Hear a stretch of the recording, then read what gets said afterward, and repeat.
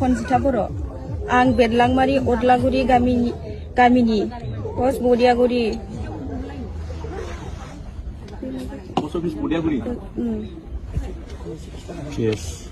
PS Gossaigaon जिल्ला क'क्राझार आं गावखौनो सानस'नो हायैयाव दाखालि साननैसो सिगां आंनि फेसबुक पेजनि गेजेरजों माखासे सुबुं समाजाव गनायजाथावै रिल्स भिडिअ हगारदोंमोन।